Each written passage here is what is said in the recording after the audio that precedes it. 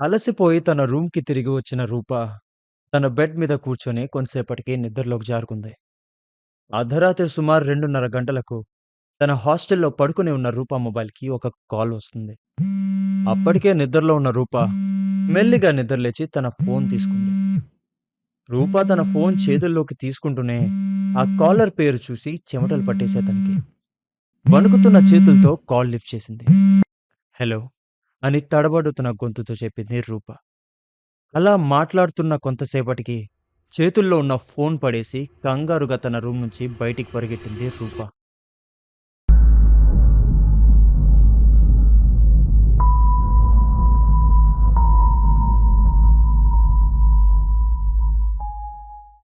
సుమతి ఓ medical student. చిన్నప్పటి నుండి doctor అవ్వాలని అనుకుంది. దానికోసం చాలా కష్టపడింది. తను అనుకున్నట్టే మంచి కాలేజీలో సీట్ కూడా తెచ్చుకుంది. డాక్టర్ అవ్వాలనే డ్రీమ్తో పాటు తనకి స్నేహ రూప అనే ఇద్దరు క్లోజ్ ఫ్రెండ్స్ కూడా ఉన్నారు. చిన్నప్పటి నుంచి కలిసే ఉండడంతో సుమతికి వీళ్ళంటే చాలా ఇష్టం. స్నేహ ఇంకా రూప వేరే కాలేజ్లో నర్సింగ్ చదువుతున్నారు. ప్రతి వారం వీళ్ళు ముగ్గురు వీలు చూసుకుని తప్పకుండా కలుస్తూ ఉండేవారు. ముగ్గురు క్లోజ్ ఫ్రెండ్స్ అయినప్పటికీ సుమతికి క్వైట్ ఆపోజిట్ వీళ్ళు. సుమతి సైలెంట్ అయితే స్నేహ రూప కొంచెం అల్లరెక్కువ చేసేవారు. సుమతికి తన ఇల్లు, కాలేజ్, తన ఇద్దరు ఫ్రెండ్స్ తప్ప బయట ప్రపంచం తెలీదు. కొన్ని రోజులు గడిచాయి. సుమతి కాలేజ్లో ఫెస్ట్ మొదలైంది. ఫెస్ట్లో కలిసి ఎంజాయ్ చేసేందుకు సుమతి తన ఇద్దరు ఫ్రెండ్స్ని తన కాలేజ్ ఫెస్ట్కి ఇన్వైట్ చేసింది.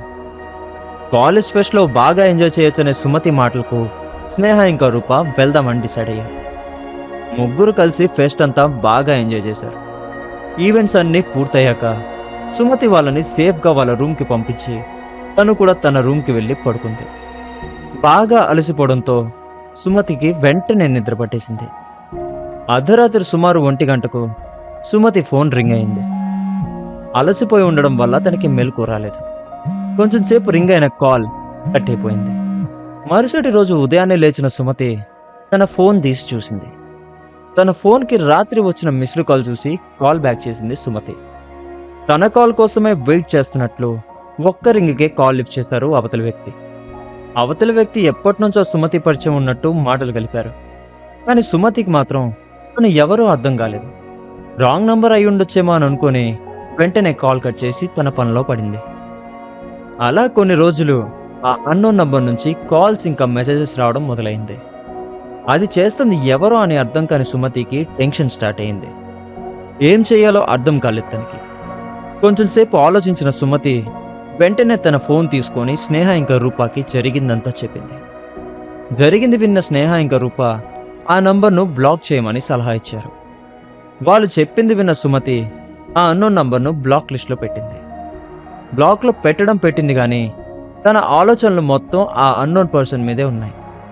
బ్లాక్లో ఉన్న నంబర్ను వెంటనే అన్బ్లాక్ చేసి ఆ నంబర్ నుంచి మళ్ళీ కాల్ వస్తుందేమో అని ఎదురు చూసింది సుమతి. 2 రోజులు గడిచాయి. ఆ అన్నోన్ నంబర్ నుంచి ఎలాంటి కాల్స్ కానీ మెసేజెస్ కానీ సుమతికి రాలేదు. నిజంగా అది రాంగ్ నంబర్ అయి ఉంటుందిలే అని అనుకొని ఇంకా ఆ విషయం మర్చిపోయి హాయిగా ఉందామని అనుకున్న సుమతి ఫోన్ రింగ్ అయింది. మళ్ళీ అదే నంబర్ నుంచి కాల్ రావడంతో సుమతికి చిరాకు వచ్చింది. ఫోన్ సైలెంట్లో పెట్టి పడుకుంది.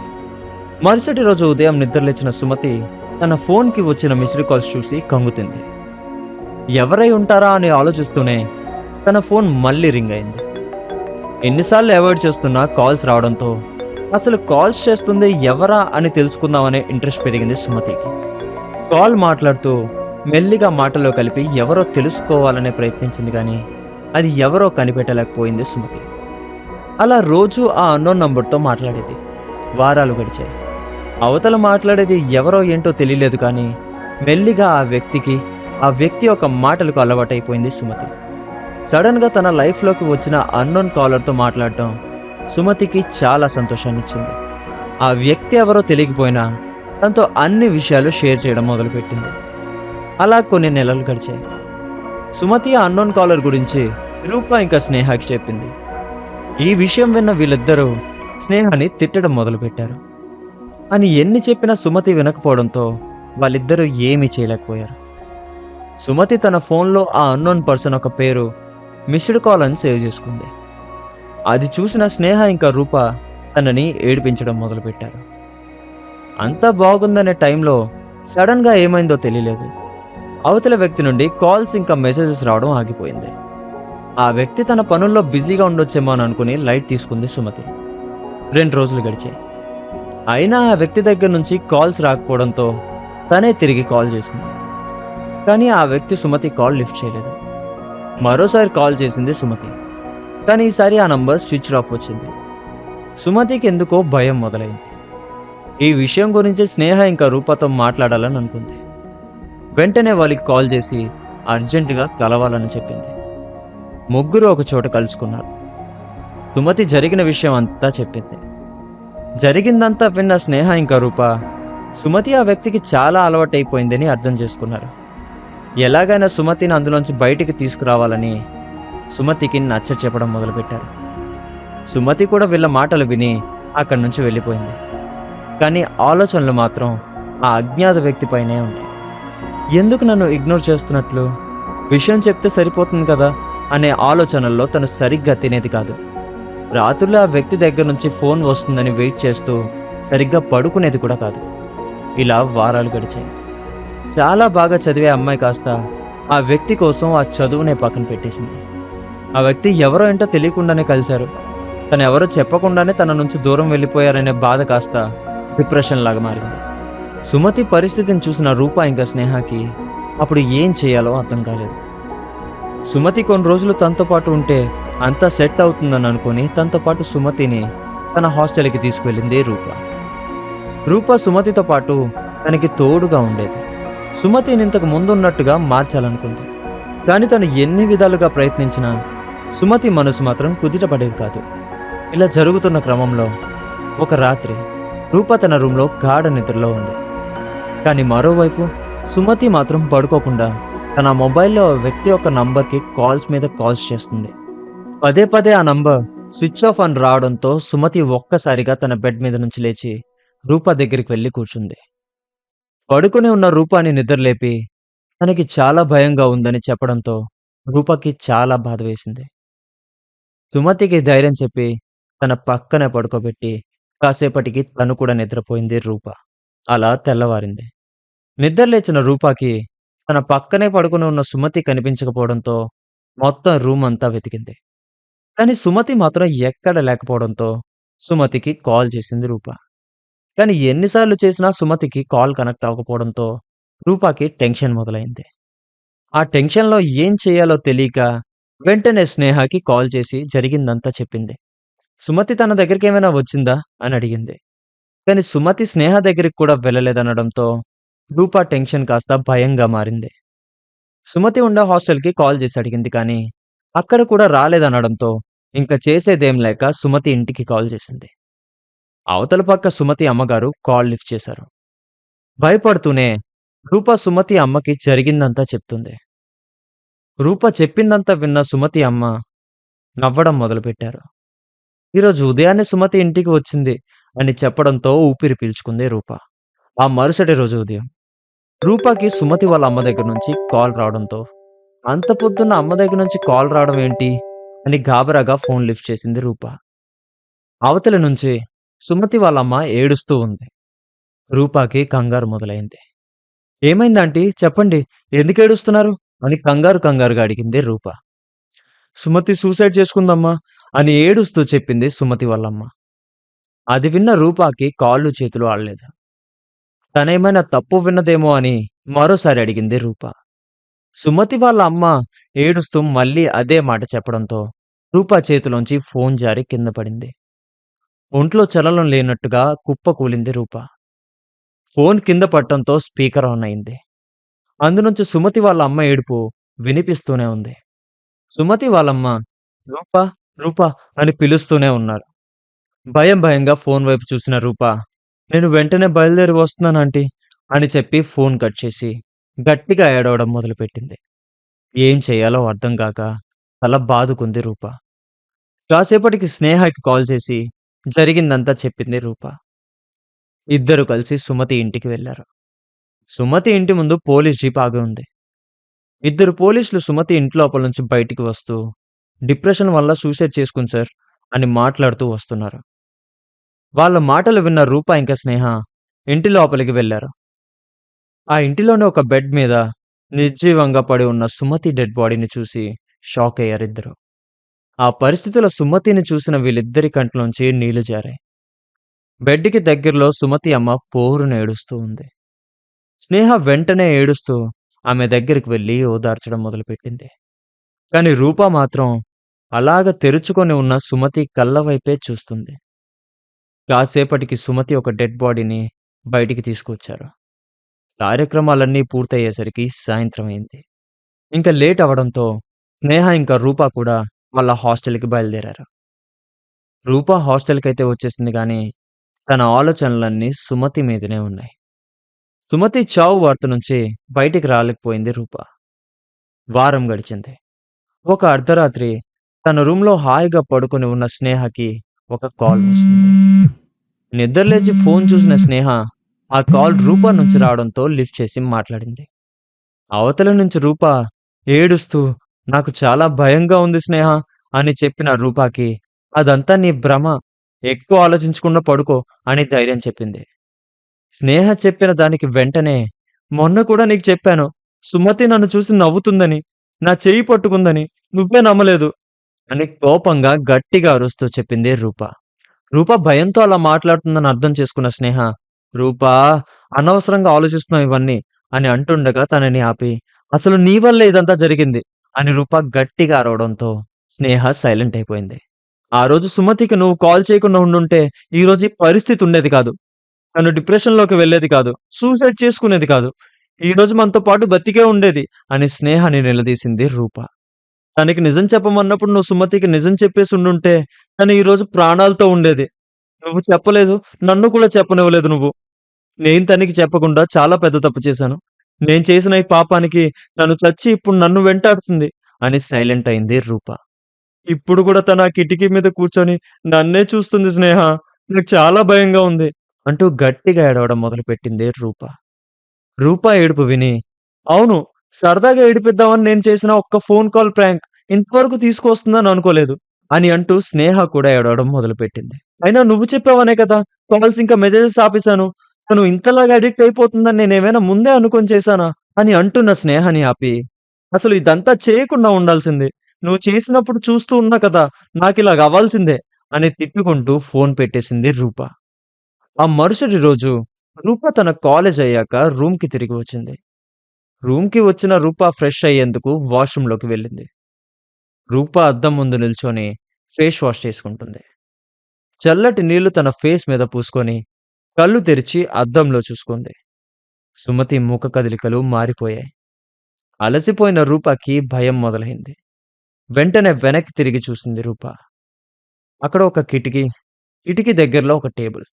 ఆ టేబుల్ మీద ఫోన్ తప్ప ఇంకేమీ లేవు. మళ్ళీ అద్దం వైపు చూసింది రూప. అద్దంలోని రిఫ్లెక్షన్‌లో మాత్రం ఆ కిటికీ బయట సుమతి నిల్చొని తననే చూస్తున్నట్లుగా కనిపించడంతో మరోసారి వెనక్కి తిరిగి చూసింది. అక్కడ ఏమీ లేదు. మళ్ళీ అద్దం వైపు తిరిగిన రూపాకి ఈసారి అద్దంలో కూడా ఏమీ కనిపించలేదు. ఇదంతా తన భ్రమే అయ్యుంటుందిలే అని అనుకున్న రూప ఫేస్ తుడుచుకుంటూ బయటకు వచ్చింది. బయటకు వచ్చిన రూప ఎదురుగా నిల్చుంది సుమతి. సుమతి కళ్ళలోకి రూప అలా చూస్తూ ఉండిపోయింది. రూపాకి సుమతి సూసైడ్ చేసుకున్న రోజు గుర్తొచ్చింది. రూప కాళ్ళు చేతులు కదలలేదు. నోటి నుంచి ఒక మాట కూడా రావట్లేదు. రూప చూస్తుండగానే సుమతి తన 2 చేతులతో రూప గొంతు పట్టుకుంది. రూప గట్టిగా అరుస్తూ కళ్ళు తిరిగి పడిపోయింది. కొంసేపటికి రూప మెల్లిగా కళ్ళు తెరిచింది. అంత చీకటిగా ఉండడంతో లేచి రూమ్ లైట్ ఆన్ చేసింది.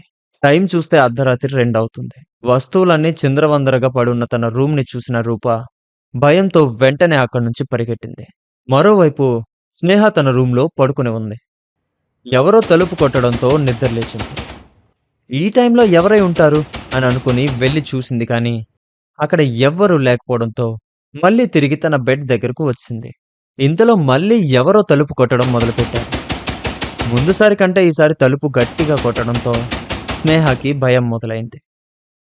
భయంగా డోర్ దగ్గరికి వెళ్లి చూసింది. బయట చెమటలు పట్టి ఏడుస్తున్న రూపాన్ని చూసిన స్నేహ ఊపిరి పీల్చుకుంది. కానీ తన పరిస్థితి చూశాక భయం రెండింతలు పెరిగింది స్నేహకి. రూప స్నేహకి జరిగిందంతా చెప్పింది. స్నేహ ఎప్పట్లాగానే ఓదార్చి రూపాని తన రూంలోకి తీసుకువెళ్ళింది. కొంచెం సేపు అక్కడే ఆగి రూపాని తన బెడ్ మీద పడుకోబెట్టి తన రూమ్‌కి బయలుదేరింది స్నేహ. బయటికి వెళ్తున్న స్నేహకి తన చేతులు ఎవ్వరో పట్టుకున్నట్టుగా అనిపించడంతో వెనక్కి తిరిగి చూసింది. రూమ్‌లో ఎవ్వరూ లేరు. రూప కూడా పడుకుంది. మరి తన చెయ్యి ఎవరు పట్టుకొని ఉంటారు అని ఆలోచిస్తూ వెనక్కి తిరిగి చూసిన రూప కళ్ళు పెద్దవయ్యాయి. రూప రూమ్‌లోని కిటికీ మీద సుమతి కూర్చొని ఉండడం చూసిన స్నేహకి చెమటలు పట్టేశాయి. వెంటనే తన చేతిని ఎవరు పట్టుకున్నారు అని చూసింది. స్నేహ చెయ్యిని మరో చెయ్యి పట్టుకొని ఉండడంతో ఆ చెయ్యి ఎవరిదో చూసేందుకు తల ఎత్తి చూసింది స్నేహ. తన కళ్ళ ఎదురుగా నవ్వుతూ సుమతి కనిపించడంతో స్నేహకి ఊపిరాగినంత పనైంది.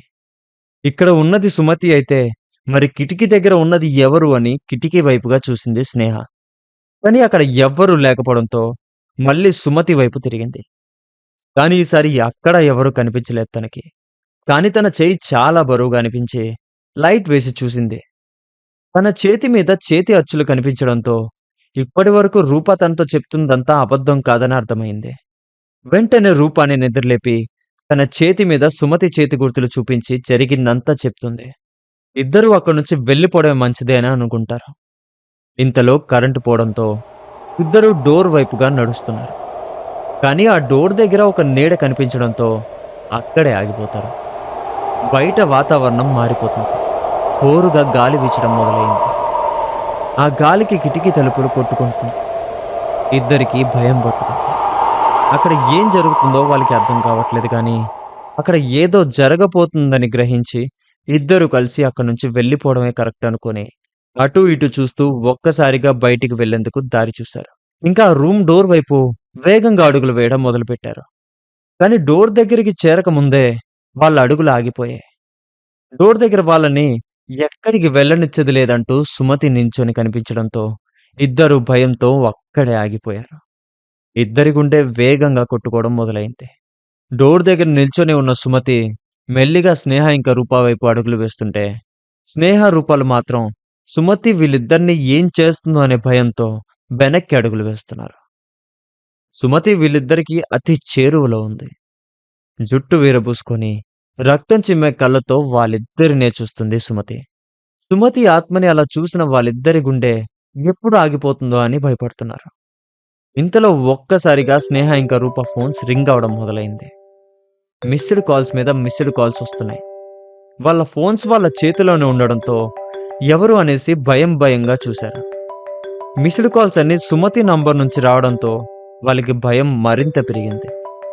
ఒక్కసారిగా ఫోన్ కాల్స్ ఆగిపోవడంతో ఎదురుగా నిల్చున్న సుమతి వైపే చూశారిద్దరు. హఠాత్తుగా సుమతి వీళ్ళ ఎదురుగా వచ్చి నిల్చుని ఒక్కసారిగా వాళ్ళ గొంతు పట్టుకుంది. వాళ్ళిద్దరికీ ఊపిరాడలేదు. నొప్పితో అరుద్దామని చాలా ప్రయత్నిస్తున్నారు. కానీ వారి నోటి నుంచి ఒక్క పదం కూడా బయటికి రాలేకపోతుంది. ఇంకా సుమతి వాళ్ళని చంపేస్తుందని అర్థం చేసుకొని ఇంకా చేసేదేమీ లేక ఇద్దరు గట్టిగా కళ్ళు మూసుకున్నారు. సుమతి చేతిలో చనిపోవడం ఒక్కటే దారనుకున్నారు. కానీ హఠాత్తుగా వాళ్ళ గొంతు తేలిక పడ్డం స్టార్ట్ అయింది. కళ్ళు తెరిచి చూస్తే సుమతి అక్కడ లేదు. సుమతి ఆత్మగా మారి రావడం వాళ్ళని చంపాలని అనుకోవడం నిజం కానీ చంపకుండా హఠాత్తుగా మాయం అయిపోవడం ఏంటి అనేది వాళ్ళకి అర్థం కాలేదు. ఇంతలో వాళ్ళిద్దరికీ ఒక ఏడుపు వినిపించింది. ఆ ఏడుపు ఎక్కడి నుంచి వస్తుందని చుట్టూ చూశారు. ఆ రూమ్ ఒక కిటికీ దగ్గర సుమతి కూర్చొని ఏడుస్తూ కనిపించడంతో అక్కడికి వెళ్ళాలా లేకపోతే అక్కడి నుంచి వెళ్ళిపోవాలా అనే సందేహంలో పడ్డారు ఇద్దరు. వాళ్ళని ఎలాగో సుమతి బతకనివ్వదు. బయటికి వెళ్ళినా చేస్తాం లేకపోయినా చేస్తామని మెల్లగా భయంగా ఒక్క అడుగు వేసుకుంటూ సుమతి దగ్గరకు వెళ్లారు. వాళ్ళని దగ్గరకు రావడం గమనించిన సుమతి వాళ్ళ అడుగులను అక్కడే ఆపేసింది. ఒక్కసారిగా నెత్తురు కంటితో చూసి గట్టిగా ఏడ్చింది. రక్తంతో తడిసిన కన్నీళ్లు తన కంట్లో నుంచి రాలడంతో తన ఫ్రెండ్స్ వల్ల తన ప్రాణం పోయిందనే బాధ, కోపం సుమతి కంట్లో కనిపించడంతో సుమతి ఎంతో బాధపడి ఉంటుందన్న విషయం వాళ్ళకి అర్థమైంది. సుమతిని అలా చూసిన వాళ్ళిద్దరికీ వాళ్ళు కూడా ఇంకా వాళ్ళ ప్రాణాలు త్యాగం చేసేందుకు సిద్ధమయ్యారు. ఇంతలో కరెంట్ వచ్చింది. వాతావరణం నిశ్శబ్దంగా మారింది. కిటికీ దగ్గర కూర్చొని ఏడ్చిన సుమతి వాళ్ళకక్కడ కనిపించలేదు. రూమ్ అంతా చుట్టూ తిరిగి చూశారు కానీ వాళ్ళకి ఎక్కడ సుమతి కనిపించలేదు. ఇంతలో ఇద్దరి ఫోన్స్‌కి ఒక నోటిఫికేషన్ వస్తుంది. ఇద్దరూ వాళ్ళ ఫోన్స్ తీసుకొని చూశారు. అది ఒక టెక్స్ట్ మెసేజ్. ఇద్దరూ ఆ టెక్స్ట్ మెసేజ్ ఎవరు పంపించారా అని ఓపెన్ చేసి చూశారు. ఆ టెక్స్ట్ మెసేజ్ ఒక అన్‌నోన్ నంబర్ నుంచి వచ్చింది. ఈ టైంలో ఎవరై ఉంటారు అని ఇద్దరూ ఆ టెక్స్ట్ మెసేజ్‌ను ఓపెన్ చేసి చూశారు. ఆ మెసేజ్ చూసిన వాళ్ళిద్దరూ ఒకరి మొఖాలు ఒకళ్ళు చూసుకుంటూ అలా ఉండిపోయారు.